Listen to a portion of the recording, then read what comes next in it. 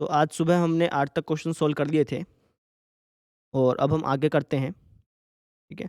अच्छा, जो भी क्वेश्चन आपको कराए जाएँ, उनको एक बार वीडियो को पॉज़ करके ज़रूर पढ़ लेना। पढ़ना है और खुद ट्राई ज़रूर करना है। उसके बाद आप वीडियो को देखिएगा, आपको ज़्यादा समझ में आएँगे, ठीक है? फिलहाल आप 9वाँ क्वेश्चन देखो।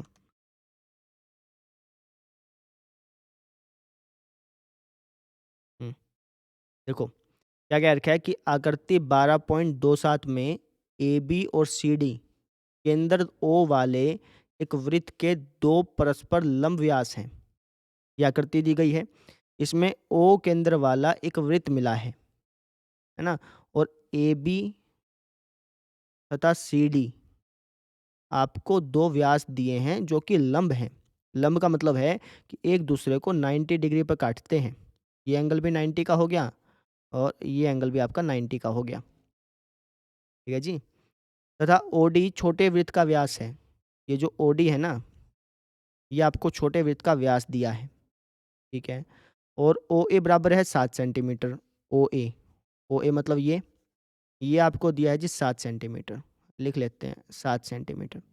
अब मुझे एक बात बताइए कि अगर ओए 7 है, तो ओसी भी 7 होगा। क्यों भाई? क्योंकि ओ वृत्त का केंद्र है और ओए इस बड़े वृत्त की त्रिज्या हो गई। अगर ओए 7 है, तो ओसी भी 7 होगा, ओबी भी 7 होगा और ये ओडी, ये भी तो कितना होगा? 7 होगा कि नहीं होगा? होगा, है ना? अच्छा, अगर मैं आपसे ये पूछ लूँ कि ओडी 7 है, चलो ठीक है। अब मुझे ये बताओ कि इस वृत्त की, इस छोटे वृत्त की त्रिज्या क्या है? बताइए शाबाश। बता सकते हो ना? अगर ये ओडी 7 है, तो इस छोटे वृत्त की त्रिज्या क्या हो जाएगी? आप कह दोगे जी 7/2 हो जाएगी। बात समझ में आई? ठीक है? अच्छा, हमें क्या करना है? हमें छायांकित भाग का क्षेत्रफल ज्ञात करना है। छायांकित भाग मतलब यानी एक तो इस वृत्त का एरिया ज्ञात करना है और और कहाँ छायांकित भाग है? और इन पर भाग है ना? ये क्या बन रहे हैं मुझे बताओगे? ये क्या बन रहे हैं आपके? ये बन रहे हैं आपके वृत्तखंड। तो एक तो आपको वृत्त का एरिया ज्ञात करना है, छोटे वृत्त का एरिया ज्ञात करना है और एक आपको इन 2 वृत्तखंडों का एरिया ज्ञात करना है। सिंपल, है ना? कुछ भी घटाने की ज़रूरत पड़े ही नहीं। आपको छायांकित भाग का एरिया पूछा गया, तो आप कह देना कि जी छायांकित भाग का क्षेत्रफल बराबर होगा छोटे वृत्त का क्षेत्रफल प्लस में 2 वृत्तखंडों का क्षेत्रफल। लिख दें? क्या लिखेंगे? छायांकित भाग का क्षेत्रफल, छायांकित भाग का क्षेत्रफल बराबर होगा छोटे वृत्त का क्षेत्रफल प्लस में 2 वृत्तखंडों का क्षेत्रफल। बात समझ में आई? वैल्यू पुट कर देंगे, आंसर आ जाएगा। अच्छा जी, फॉर्मूला लगाते हैं। छोटे वृत्त का क्षेत्रफल, तो वृत्त का क्षेत्रफल का फॉर्मूला क्या होता है? पाई आर स्क्वायर, चाहे छोटा हो चाहे बड़ा हो, क्षेत्रफल तो ये होता है। प्लस में 2 का 2। वृत्तखंड के एरिया का क्या फॉर्मूला है? ये है थीटा बटा 360 गुणा pi r square minus 1/2 r square sine theta. ठीक है? देखो जी, पाई की वैल्यू हो गई 22/7, क्योंकि क्वेश्चन में तो कुछ कह नहीं रखा। आर, आर कितनी है? अब ये ध्यान से समझना, यहाँ पर सबसे ज़्यादा स्टूडेंट्स गलती करते हैं। ये जो आर की बात कर रहा हूँ, ये छोटे वृत्त की आर है। तो छोटे वृत्त की आर कितनी है? 7/2 है। तो आप इस आर की जगह लिखोगे 7/2 गुणा 7/2, स्क्वायर है ना? समझ में आई? प्लस 2 का 2, थीटा। अब ये थीटा किस चीज़ की बात कर रहे हैं हम? थीटा बात कर रहे हैं इन वृत्तखंडों की, है ना? किसी भी एक वृत्तखंड का एरिया निकाल लो। मान लो मैं इस वृत्तखंड का एरिया निकाल रहा हूँ, इसकी मैं 2 से गुणा कर रहा हूँ ना, तो इस वृत्तखंड के क्षेत्रफल में आर कितनी है? आर भी छोड़िए, थीटा कितना है? पहले ये थीटा बताइए। इस वृत्तखंड का थीटा कितना है? तो आप कहोगे जी इस वृत्तखंड का थीटा है 90 डिग्री। क्वेश्चन में कहा तो हुआ है कि ये दूसरे पर लंब है। यहाँ पे एंगल हो गया 90 बटा 360 गुणा में पाई, पाई तो 22/7 ही रहेगी, गुणा में आर। अब ध्यान से समझना, ये जो आर है ये वृत्तखंड की पूछी गई है ना? पिछली बार जो आर थी ये इस छोटे वृत्त की पूछी गई थी। अब की बार जो आर है ये वृत्तखंड की पूछी गई है। इस वृत्तखंड की त्रिज्या क्या होगी? ये होगी। ये जो 7-7 आपने बनाया है ना, ये त्रिज्या होगी, ठीक है? आप यहाँ पर r की जगह 7 लिखेंगे, ना कि 7/2। नहीं समझे? यहाँ पर जो r लिखी गई ये तो छोटे वृत्त की थी भाई, और यहाँ पे जो r लिखा गया है ये वृत्तखंड की बात कर रहा है। तो यहाँ पे वृत्तखंड की त्रिज्या कितनी है? 7 है, तो यहाँ पे 7 लिखेंगे। एक काम कर लो ना, यहाँ पे r1 लिख दो इसको, इनको r2 लिख दो। r1 का मतलब हो गया छोटे वृत्त की त्रिज्या, और ये जो r2 है इनका मतलब हो गया वृत्तखंड की त्रिज्या। बात समझ में आई? -1/2 r2 का स्क्वायर, r2 है जी 7, तो 7 गुणा 7 गुणा में साइन 90 डिग्री, साइन 90 डिग्री पे होता है 1। इस तरीके से करना है, ठीक है? 7 से 7 कट गया, 2 से 22 कट गया 11 पे, और तो कुछ कटेगा नहीं, प्लस का निशान है, अभी आप ये काट दो, हल तो जाएगा। 11 सत्ता 77 बटे में 2 प्लस में 2 है ही, इसको सोल्व करते हैं। 90 चौका 360, 2 दूनी 4, 2 11 जा 22, है ना? अब ये 2 से ये 2 नहीं कटेगा, क्यों? क्योंकि यहाँ पे माइनस का निशान है, मतलब ये 2 जो है ना, ये इसके साथ भी मल्टीप्लाई में है और इस टर्म के साथ भी मल्टीप्लाई में है, तो आप काट नहीं सकते ऐसे। कल बताया था मैंने, आज सुबह ही बताया था, ठीक है? यहाँ पे क्या हो जाएगा, 7 से 7 कट जाएगा, 11 सत्ता 77 बटे में 2 ऐसा लिख सकते हो, माइनस इसमें देखो सत्तू सत्तू 49 बटे में 2, ठीक है? अब इसको सोल्व कर लेते हैं। यहाँ तक बात समझ में आ गई ना? ये हो गया आपका 77/2, काट लो इसको, ये कट गया आपका 38.5 पे, 38.5 प्लस में 2, यहाँ पे एलसीएम लो, एलसीएम आ गया जी आपका 2, 77 में से 49 घटा दो, तो कितना बचेगा आपका 8 और 28 बच गया, 2 से 2 यहाँ पे भी कट गया, तो आपका आ गया 38.5 प्लस में 28। 38.5 में जब आप 28 जोड़ते हैं तो आपका आता है 66.5 सेंटीमीटर स्क्वायर। 66.5 सेंटीमीटर स्क्वायर किसका एरिया है? ये एरिया है जी हमारा छायांकित भाग का। बात समझ में आई? इसका एरिया है छायांकित भाग का। देखो वापस समझ लो, छायांकित भाग का एरिया निकालने को बोला था, तो ये बराबर होता छोटे वृत्त का क्षेत्रफल प्लस में ये 2 वृत्तखंडों का क्षेत्रफल। छोटे वृत्त की त्रिज्या थी 7/2, जबकि ये जो वृत्तखंड है इनकी त्रिज्या थी 7-7, है ना? बस इससे इसका ध्यान रखा, वैल्यू पुट की, आंसर आ गया। कर लेंगे। अब डिटेल्स लिख देते हैं इनकी। तो सबसे पहले मैं लिख दूंगा छोटे वृत्त की डिटेल, लिख देते हैं छोटे वृत्त की त्रिज्या मतलब आर। छोटे वृत्त की त्रिज्या कितनी है? 7/2 सेंटीमीटर है। 7 सेंटीमीटर तो इसका व्यास हुआ, 7/2 इसकी त्रिज्या हुई। ऐसे ही फिर आप वृत्तखंडों की डिटेल लिख दो। वृत्तखंड की त्रिज्या, वृत्तखंड की त्रिज्या बताना, जिसको हमने R2 कहा है, इसको R1 कहा है, तो R1 लिख देते हैं। वृत्तखंड की त्रिज्या क्या है? वृत्तखंड की त्रिज्या है 7, है ना? ये वृत्तखंड हो गया, इसकी त्रिज्या तो 7 रही ना, ये भी 7 है, ये भी 7 है। ऐसे ये भी 7 है, ये भी 7 है। किसी को भी ले लो, एक वृत्तखंड का एरिया निकाल के 2 से गुणा करनी थी, तो हमने यहाँ पे 7 लिख दिया। फिर वृत्तखंड का कोण यानी थीटा, कोण कितना है? 90 डिग्री है, क्योंकि क्वेश्चन में क्या लिखा है कि ये जो 2 आपके व्यास है ना, ये परस्पर एक दूसरे पर परपेंडिकुलर हैं, यानी 90-90 का तो होगा ही, ठीक है? बाकी सारी डिटेल तो हमने लिख दी। बस इस तरीके से हमने इस क्वेश्चन को सॉल्व कर लिया। कर लेंगे, आसानी था। अब अगला क्वेश्चन देखिए। अब इस क्वेश्चन को पहले आप खुद पढ़ लीजिए एक बार, इसकी रीडिंग ले लीजिए और खुद ब खुद सोल्व कीजिए। सोल्व करना स्टार्ट तो कीजिए, कहीं दिक्कत आए तो देख लेना, ठीक है? मैं यहाँ से करा देता हूँ। क्या लिखा है कि एक समबाहु त्रिभुज एबीसी का क्षेत्रफल 17,320.5 सेंटीमीटर स्क्वायर है, ठीक है? आपको आकृति दिख रही है ना? इस आकृति में एबीसी एक समबाहु त्रिभुज है। इसका क्षेत्रफल दे रखा है 17,320.5 सेंटीमीटर स्क्वायर, यानी इसका एरिया निकालने की जरूरत नहीं पड़ेगी, दे रखी है, ठीक है? इस त्रिभुज के प्रत्येक शीर्ष को केंद्र मानकर त्रिभुज की भुजा के आधे के बराबर की त्रिज्या लेकर एक वृत्त खींचा जाता है। मतलब हमने इस ए पॉइंट को केंद्र मान लिया, और ये जितनी भुजा है ना उसका आधा लिया, आधे तक प्रकार खोल ली, वृत्त खींच दिया। ऐसे ही बी में इसको केंद्र माना और ये जितनी भुजा है उसका आधा खोल के वृत्त खींच दिया, ऐसे ही वृत्त खींच दिया। यानी मैं कह सकता हूँ कि ये जो वृत्त है इसकी जो त्रिज्या होगी, ध्यान से समझना इस बात को, ये जो वृत्त है इस वृत्त की जो त्रिज्या होगी वो इस भुजा की आधी होगी। जितनी भुजा की लेंथ होगी उसकी आधी करने पर आपको त्रिज्या मिलेगी। नहीं समझे? ये वृत्त की जो त्रिज्या है ये इस भुजा की आधी ही होगी ना। क्यों? क्योंकि क्वेश्चन में क्या लिखा है कि भैया भुजा के आधे के बराबर की त्रिज्या लेकर वृत्त खींचा है। ठीक है, तो हमें छायांकित भाग का क्षेत्रफल ज्ञात करना है।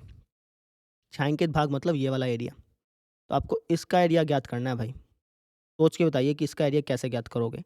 वीडियो को 5 मिनट पॉज करो, खुद सोचो कि इसका एरिया कैसे ज्ञात करोगे।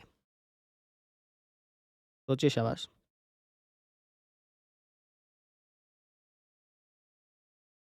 बताएं। बहुत ही सिंपल था। सोचा है आपने? वीडियो पॉज करके सोच लो एक बारी। सोच लिया? क्या कैसे कैसे ज्ञात करेंगे बताओ? इस समबाहु त्रिभुज के क्षेत्रफल में से इसको माइनस करेंगे। इन छोटे-छोटे ये जो 3 क्या बन रहे हैं 3 ये? त्रिज्यखंड, है ना?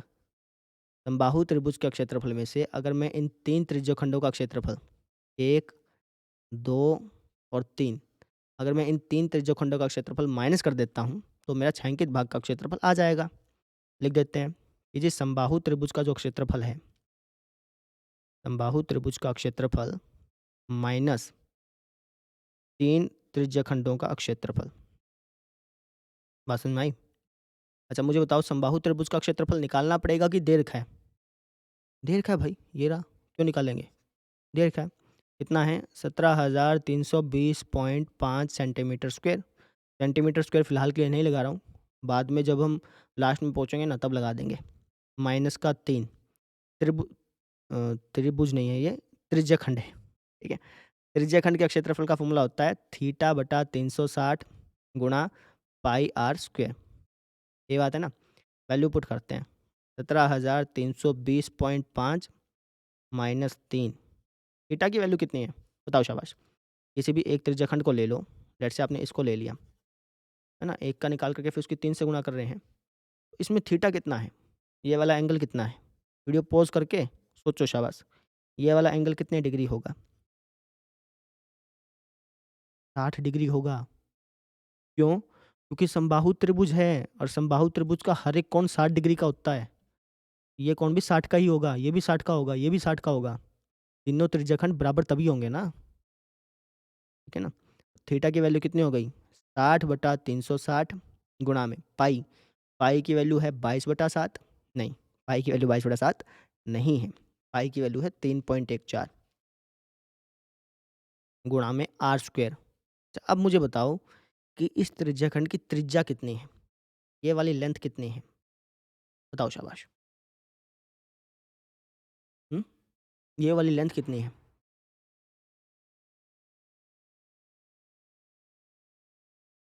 2 मिनट रुकिए, कोई आ गया।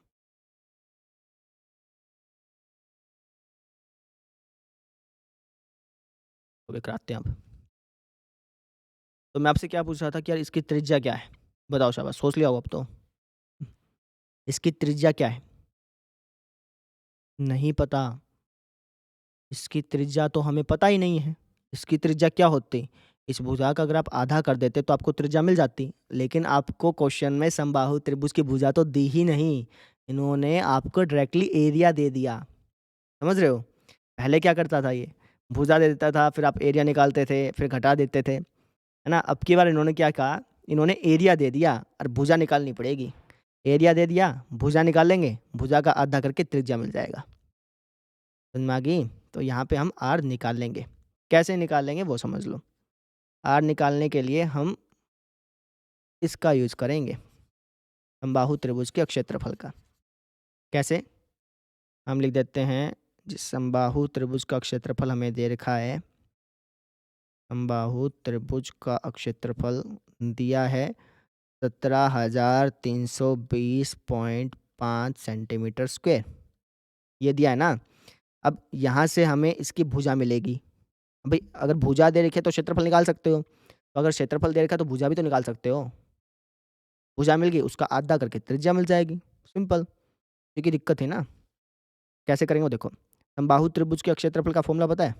ये होता है √3/4 भुजा स्क्वायर, है ना, बराबर कितना दे रखा है? 17,320.5 सेंटीमीटर स्क्वायर। अब √3/4 यहाँ पे है, अगर मैं इसको यहाँ पे लेके जाऊँगा तो ये रेसिप्रोकल हो जाता है, उल्टा हो जाता है। तो यहाँ पे क्या बच गया? भुजा का स्क्वायर बराबर ये हो गया 17,320.5 सेंटीमीटर स्क्वायर को एक बार नहीं लिख रहा हूँ मैं, बाद में लिख देंगे, ठीक है? अच्छा, इसलिए यहाँ पे भी मिटाना पड़ेगा ना, समझ में आ गई? गुणा में यहाँ पे क्या आएगा? 4/√3, ठीक है ना? अच्छा, अब क्वेश्चन में देखो, क्वेश्चन में आपको √3 की वैल्यू दे रखी है 1.73205, तो √3 की जगह लिख दें क्या? 1.73205, ठीक है?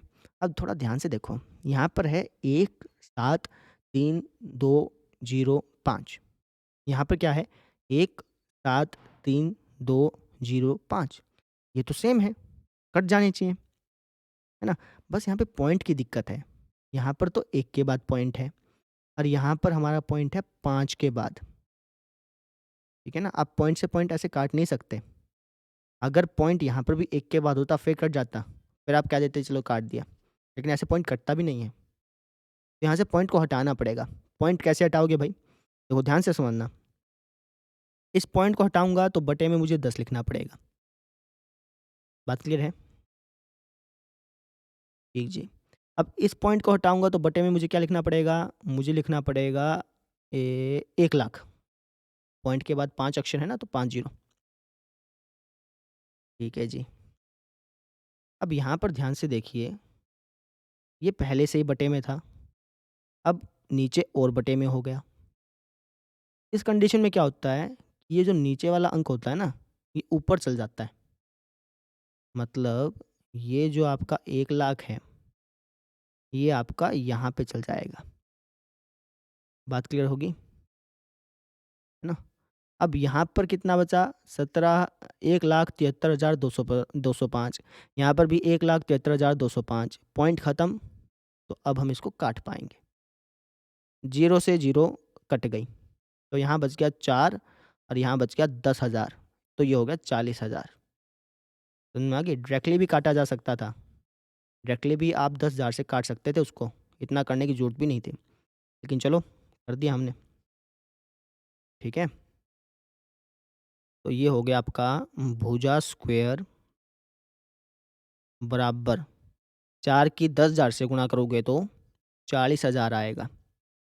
भुजा स्क्वायर अगर 40,000 है, तो भुजा कितनी हो जाएगी? 40,000 का रूट, और 40,000 का जो रूट है ना, वो आता है आपका 200। इसको मिटा करके मैं 200 लिख देता हूँ, ठीक है? 200 200 जा 40,000 होता है। 4 जीरो का रूट करेंगे तो 2 जीरो हो जाती हैं। जैसे 2 जीरो का स्क्वायर करने पे 4 जीरो नहीं हो जाती? वैसी बात है। तो भुजा आ गई आपकी 200, और इसके साथ क्या लगाएँगे हम? सेंटीमीटर, सिंपल, ठीक है ना? ये सेंटीमीटर स्क्वायर में था, ये भी सेंटीमीटर स्क्वायर में था, ये भी सेंटीमीटर स्क्वायर में था। अब जब रूट लगा, तो सेंटीमीटर स्क्वायर का क्या बन गया? सेंटीमीटर बन गया, ठीक है ना? अब भुजा हो गई 200 सेंटीमीटर। आपको बतानी है त्रिज्या, क्योंकि यहाँ पे हम त्रिज्या में अटक रहे हैं, ठीक है? एक काम करता हूँ, मैंने इसको थोड़ा-सा खराब-सा कर दिया, इसको वापस से लिख दूँगा। समझ में आ गई ना? तो त्रिज्या कितनी हो जाएगी इसकी? आधी। इसको लिख देंगे हम त्रिज्या खंड की त्रिज्या,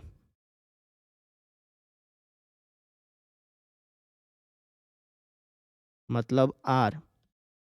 ये हो गई जी आपकी 200 सेंटीमीटर का आधा, यानी 100 सेंटीमीटर। त्रिज्या खंड का कोण भी लिख दो, अब लगे हाथ तो, है ना? तो कोण कितना हो जाएगा? 60 डिग्री। तो अब इस तरीके से आपने क्वेश्चन को आगे बढ़ाना है ना। क्वेश्चन की स्टार्टिंग यहाँ से नहीं करनी है, क्वेश्चन स्टार्टिंग यहीं से ही करनी है। यहाँ से करोगे तभी तो आपको पता चलेगा कि भैया किस चीज़ की कमी है, और उसके बाद फिर आप ऊपर जाकर के उसको निकाल लेना। अब समबाहु त्रिभुज का क्षेत्रफल दे रखा था 17,320.5 माइनस 3, ये होता है थीटा बटा 360, थीटा है 60 बटा 360 गुणा में पाई आर स्क्वायर। पाई पाई की वैल्यू भी दे रखी है, अभी 22/7 लिखा हूँ।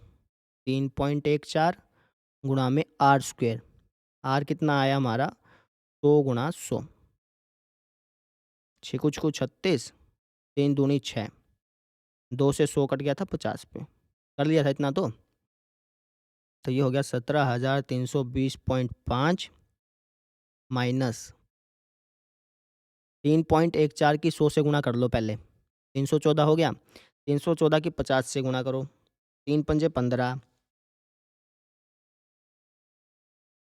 और 14 पंजे 70, तो क्या 1570, एक जीरो लगानी पड़ेगी क्योंकि यहाँ पे भी तो जीरो लग रही है ना, इसलिए। तो अब 17,320.5 में से 15,700 घटा दो, 0.5 तो ऐसे ही बच जाएगा, जीरो में से जीरो गई जीरो, 2 में से जीरो गई 2, 3 में से 7 जाएगा नहीं, 13 में से 7 गया तो 6, यहाँ पे यहाँ पे बच गया आपका 6, 6 में से 5 गया 1, और तो हुआ ही नहीं कुछ भी, है ना। तो 1620.5 सेंटीमीटर स्क्वायर ये आपका एरिया आ गया का छायांकित भाग का। बात समझ में आ गई? कैसे क्या पता चल गया? कोई डाउट नहीं है ना? अगला क्वेश्चन देख लो फिर आप। क्वेश्चन नंबर 11th, ये क्वेश्चन आप पहले खुद ट्राई ज़रूर करना। ये क्वेश्चन बहुत ही सिंपल है, बहुत ज़्यादा सिंपल है। आपको मैं इसको एक बार पढ़ा देता हूँ, फिर आप ट्राई कर लेना। क्या रखा है कि एक वर्गाकार रुमाल पर 9 वृत्ताकार डिज़ाइन बने हुए हैं। एक रुमाल है जो कि वर्ग की शेप का है। किस शेप का है? वर्ग की शेप का।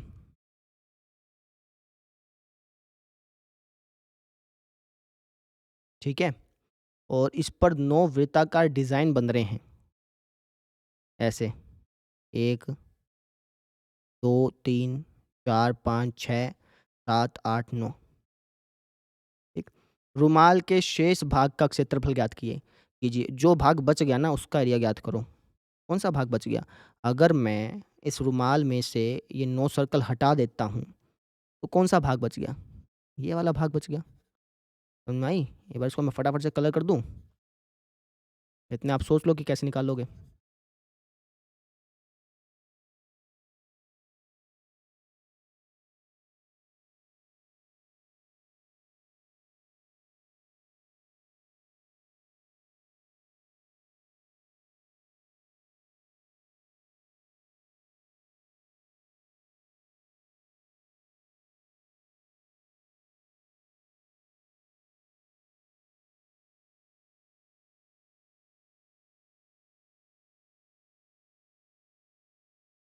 हुँ। ये वाला एरिया कैसे निकालोगे? जो मैंने ग्रीन कलर किया है, ये वाला एरिया कैसे निकालोगे? सिंपल है, इस वर्ग के क्षेत्रफल में से इन 9 छोटे-छोटे सर्कल्स का एरिया माइनस कर लूँगा। तो मुझे जो शेष भाग का क्षेत्रफल है वो मिल जाएगा। इसी तरीके से लिख देते हैं। क्या शेष भाग का क्षेत्रफल बराबर हो जाएगा वर्ग का क्षेत्रफल माइनस 9 वृत्तों का क्षेत्रफल, है ना? वर्ग के क्षेत्रफल का फ़ॉर्मूला क्या होता है? भुजा गुणा भुजा माइनस 9। वृत्त के क्षेत्रफल का फ़ॉर्मूला क्या होता है? पाई आर स्क्वायर। बात समझ में आ गई? अच्छा, भुजा कितनी है? इस वर्ग की भुजा कितनी है? क्वेश्चन में देखो और मुझे बताओ कि इस वर्ग की भुजा कितनी है? ये वाली लेंथ कितनी है? देखो शाबाश, बताओ। अब यहाँ पे प्रॉब्लम आएगी आपको। आपको वर्ग की भुजा नहीं मालूम है। क्वेश्चन में कहीं भी वर्ग की भुजा नहीं दी गई है। ठीक है ना? तो वर्ग की भुजा कैसे निकालोगे वो सोचो। फिर आपको बताते हैं। वीडियो बेशक पॉज़ कर दो आप। बताएं। देखो, अब वर्ग की भुजा तो दे नहीं रखी, लेकिन आपको त्रिज्या दे रखी है, तो हम त्रिज्या से भुजा पता करेंगे। कैसे? त्रिज्या हो गया ये वाला भाग, तो ये आपको दे रखा है 7 सेंटीमीटर, ये 7 सेंटीमीटर है, तो ये भी 7 हो गया। 7 और 7 14, और फिर 7 या 21, 7 चौका 28, 7 पंजा 35, और 7 छक्का 42। समझ में आई क्या? ये 7 है, ये भी 7 है, ये भी 7 है, ये भी 7 है, ये भी 7 है, ये भी 7 है। तो 7 कितनी बार आ गया? 6 बार आ गया। तो मतलब 42 सेंटीमीटर इस वर्ग की भुजा हो गई। अब चाहे आप इस तरीके से भी देख लें तब भी 42 मिलेगी, ऐसे देख लें तब भी 42 मिलेगी, ऐसे देख लें तब भी 42 मिलेगी। और वर्ग है, वर्ग की तो सारी भुजाएं बराबर होती हैं, तो आपको वर्ग की भुजा मिल गई कितनी? 42 सेंटीमीटर। तो 42 गुणा 42 माइनस 9 पाई आर स्क्वेयर। पाई की वैल्यू कुछ नहीं दे रखी, तो 22/7 गुणा आर स्क्वेयर। आर है हमारा 7 गुणा 7। समझ में आ गया? 7 से 7 कट गया, तो 42 की 42 से गुणा कर लो। मैं कर लेता हूँ एक बार।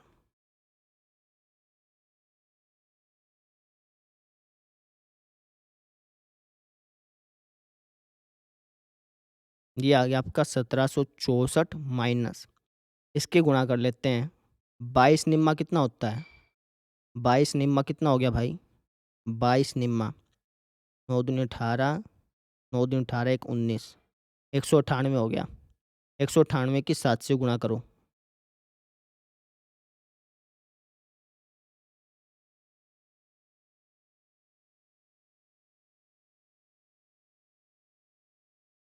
तेरह सौ छियासी हो गया। अब घटा लेते हैं, आपका आंसर आ जाएगा। 14 में से 6 गया, 8 बचना चाहिए। 5 में से 8 जाएगा नहीं, 15 में से 8 गया, 7 होना चाहिए। और 6 में से 3 गया, 3 होना चाहिए। 378 सेंटीमीटर स्क्वायर इसका एरिया आएगा। समझ में आया? डिटेल्स लिख दें। डिटेल लिखोगे वर्ग की और वृत्त की। तो वर्ग की भुजा कितनी है भैया? बताओ। वर्ग की भुजा है 42 सेंटीमीटर। और वृत्त की डिटेल लिखनी है आपने। वृत्त की त्रिज्या ये कितनी है? ये है जी आपका 7 सेंटीमीटर। तो इस तरीके से हमने क्वेश्चन को सोल्व कर लिया। अब एक बात और बता देता हूँ। जैसे आपने वर्ग की भुजा 42 सेंटीमीटर लिखा, अब आप इसके ब्रैकेट में लिख दीजिएगा कि ये 42 सेंटीमीटर आया कैसे। आपने क्या किया? 7 सेंटीमीटर को 5 बार जोड़ा। इस तरीके से हमारा 42 सेंटीमीटर आया था। या फिर 7 गुणा 5 लिख दो। 42 की जगह 7 गुणा 5 लिख दो। 7 गुणा 5 नहीं, 7 गुणा 6 लिख दो। 7 छक्का 42 हो गया ना? ऐसे करके दिखाना होता है। कर लेंगे ना? आसान था, मुश्किल नहीं था। अब 12वां क्वेश्चन देखो। ये भी बहुत ही आसान है, इसको आप खुद ब खुद ट्राई ज़रूर करें। और ये क्वेश्चन तो आप खुद ब खुद निकाल सकते हैं। ट्राई करें, कहीं दिक्कत आए तो फिर देख लेना, लेकिन ट्राई तो करना ही पड़ेगा। ठीक है? मैं यहाँ से करा देता हूँ।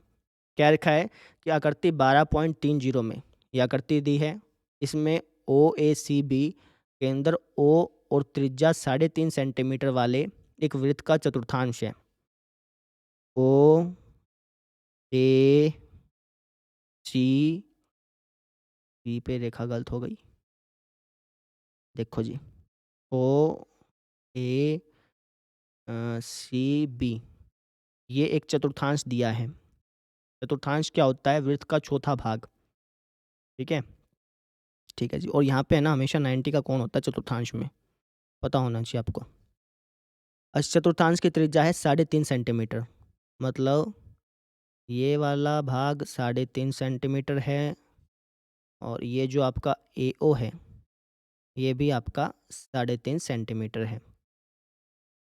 मतलब मैं कह सकता हूँ इस चतुर्थांश की जो त्रिज्या है वो 3.5 है।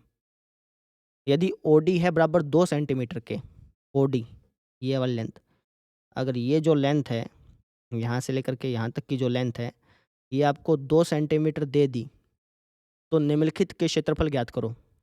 किसका? इस चतुर्थांश का क्षेत्रफल ज्ञात करो। बहुत ही आसानी से कर सकते हैं। चतुर्थांश के क्षेत्रफल का फॉर्मूला क्या होता है? पूरे वृत्त का क्षेत्रफल होता है पाई आर स्क्वायर। चतुर्थांश होता है इसका फोर्थ भाग, चौथा भाग, तो गुणा 1/4। ये फॉर्मूला लगाएंगे, वैल्यू पुट करेंगे, आंसर आ जाएगा। नहीं तो त्रिज्याखंड के तरीके से कर लो, तब भी आंसर आ जाएगा। ठीक है ना। अच्छा, छायांकित भाग का क्षेत्रफल ज्ञात करना है। छायांकित मतलब ये वाला भाग। इसका एरिया कैसे ज्ञात करोगे? सोच के बताओ, पहले एक बार दिमाग लगाओ, इसका एरिया कैसे ज्ञात करोगे? थोड़ा सोचो, कितने मेथड हो सकते हैं इसके एरिया को ज्ञात करने के? सिर्फ एक ही मेथड है। क्या? आप इस पूरे चतुर्थांश के एरिया में से इस त्रिभुज का एरिया माइनस करोगे, तभी आपको छायांकित भाग का एरिया मिलेगा। अब कई जो है ना, कई स्टूडेंट्स उन्होंने सोचा होगा कि जी ये तो वृत्तखंड भी बन रहा है। तो मेरे दोस्त, ये वृत्तखंड नहीं बन रहा है। वृत्तखंड जो है वो कुछ इस टाइप का होता है, ऐसा। जैसे मैंने मान लो ऐसा बना दिया, तो ये वृत्तखंड है आपका, है ना। मान लो ये मैंने वृत्त बना दिया, ये वृत्तखंड है आपका। ठीक है, लेकिन इसमें देखो, इसमें तो यहाँ पे ये डिस्टेंस छूट रही है। अगर ये कुछ ऐसा होता ना, लेट्स से इसको मैं ऐसे मिला देता, ऐसा, ये वृत्तखंड कह सकते थे आप, ये वृत्तखंड है। लेकिन अभी ये फिलहाल वृत्तखंड नहीं है। समझ में आ गई? तो छायांकित भाग का क्षेत्रफल कैसे ज्ञात करोगे, मुझे बताना वापस से। क्या कहा था मैंने? छायांकित भाग का क्षेत्रफल कैसे ज्ञात करोगे? इस पूरे चतुर्थांश के क्षेत्रफल में से क्या माइनस करोगे? इस त्रिभुज का क्षेत्रफल। सिंपल। तो लिखते हैं जी, चलो फर्स्ट पार्ट से स्टार्ट करते हैं। चतुर्थांश का क्षेत्रफल निकालना है ना, तो पहले इसकी डिटेल लिख दूं। चतुर्थांश की त्रिज्या, चतुर्थांश की त्रिज्या मैंने आर, ये है जी 3.5 सेंटीमीटर। फिर चतुर्थांश का कोण, कोण लिखने की वैसे जरूरत नहीं है, क्योंकि हम चतुर्थांश वाला फॉर्मूला लगा रहे हैं। त्रिज्यखंड वाला लगाते तब तो लिख भी देते।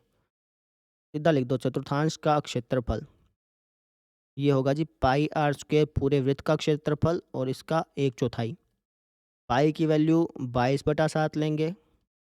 आर की वैल्यू, आर है जी 3.5 गुणा 3.5 गुणा में 1/4।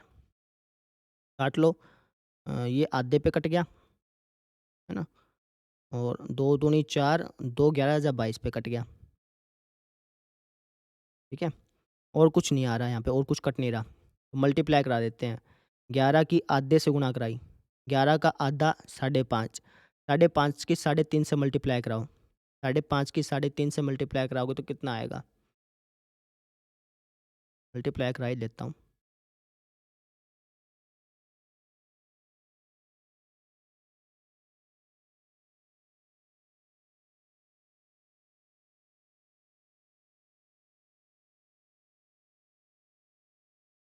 ये आ गया आपका 19.25। बटे में क्या है? बटे में तो कुछ बचा ही नहीं, सिर्फ 2 के अलावा। 19.25 बटे में 8 सेंटीमीटर स्क्वायर, ये एरिया आ गया इस चतुर्थांश का। समझ में आ गई? इसका एरिया है ये इस चतुर्थांश का। अब जब आप पीछे आंसर देखेंगे ना, तो पीछे आपको फ्रैक्शन में आंसर मिल रहा है 77/8, कुछ कुछ ऐसा ही आंसर मिल रहा है। उन्होंने बस उसको काटा नहीं है। अगर आप उसको काटने लग जाएँ तो आपको ये मिल जाएगा। समझ में आ गई? हमने डायरेक्टली कर दिया। उन्होंने करा कैसे पता है? उन्होंने यहाँ पे बटे में 10 लिखा है, बटे में 10 लिखा है, फिर इसको काट-कूट के फिर सॉल्व किया। हमने ऐसे सॉल्व कर दिया। आपकी मर्ज़ी है, आप जैसा भी सॉल्व करना चाहें। ज़रूरी नहीं है कि पीछे जैसा ही मिलाना है ना? आप जितना सॉल्व कर सकते हैं उतना कर लीजिए। तो ये हो गया इसका फर्स्ट पार्ट। अब देखो इसका सेकंड पार्ट, यानी छायांकित भाग का क्षेत्रफल। अब इस छायांकित भाग का क्षेत्रफल कैसे ज्ञात करोगे? इस चतुर्थांश के क्षेत्रफल में से इस त्रिभुज का क्षेत्रफल माइनस करोगे। तो लिख देते हैं, छायांकित भाग का जो क्षेत्रफल है वो बराबर होगा इसके चतुर्थांश का क्षेत्रफल माइनस त्रिभुज का क्षेत्रफल। यही बात है। अच्छा, चतुर्थांश के क्षेत्रफल का फॉर्मूला क्या है?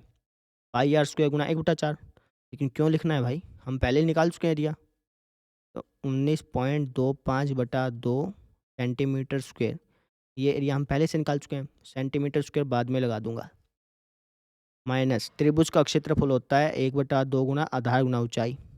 आधार है 3.5 गुणा में ऊंचाई, ऊंचाई है 2, ऊंचाई तो 2 ही है ना, 2 से 2 कट गया, आपका हो गया ये 19.25/2 माइनस 3.5। एलसीएम ले लो बेशक आप, तो एलसीएम लोगे तो एलसीएम आया 2, ये हो गया 19.25 माइनस 3.5 दूनी 7, 19.25 में से 7 घटा लो, 12 बच गया ना, 12.25 बटे में 2 सेंटीमीटर स्क्वायर, ये आपका छायांकित भाग का क्षेत्रफल आ गया। समझ में आ गई? ऐसे करना है। पीछे आंसर देखोगे तो कुछ अलग दे रखा होगा, आपको आंसर दिखाई देता हूँ। पीछे आंसर देखेंगे ना तो 49/8 दे रखा है। जब आप इसको काटेंगे मतलब 2 से 2 के पहाड़े पे काटेंगे तो आपको ऐसा ही मिलेगा। दिखाऊँ? 49/8 को आप काटते हैं, चलो 2 49/8 है ना, 2 के पहाड़े पे 2 चौका 8, 2 दूनी 4 और 2 चौका 8.5, फिर 2 के काट दो, 2 दूनी 4, 2 एकम 2, 2 दूनी 4, फिर 2 दूनी 4, 2 पंजा 10, 12.5 सवा 12 हो गया। तो सवा 12/2 आया, हमारा भी यही आया था। बस ऐसे है, समझ में आ गई ना? और भी काट सकते थे, लेकिन चलो इतना ठीक है। तो ये आपका आंसर आ गया। कर लेंगे ना? ठीक है? अभी इतना ही करेंगे आज हम। अगले क्वेश्चन मैं अगले वीडियो में करा दूँगा। अच्छा, अब आपने करना क्या है वो समझो। आपने घर से 13वां और 14वां क्वेश्चन खुद ब खुद ट्राई करना है। बहुत ही आसान सिंपल क्वेश्चन है। ये आकृति है, इसमें इस छायांकित भाग का क्षेत्रफल निकालना है। निकाल सकते हैं, ट्राई कीजिएगा। थोड़ा-सा इसमें ट्विस्ट आएगा, लेकिन कीजिएगा। 14वां क्वेश्चन भी ऐसे ही है। बड़े मैं बता दूँगा तो फ़ायदा है क्या है? आप खुद ट्राई करना, ठीक है? और 15वां 16वां भी ट्राई कर सकते हैं। निकल जाए तो अच्छी बात है, नहीं निकले तो फिर आप देख लीजिएगा। कल मिलते हैं फिर। Thank you.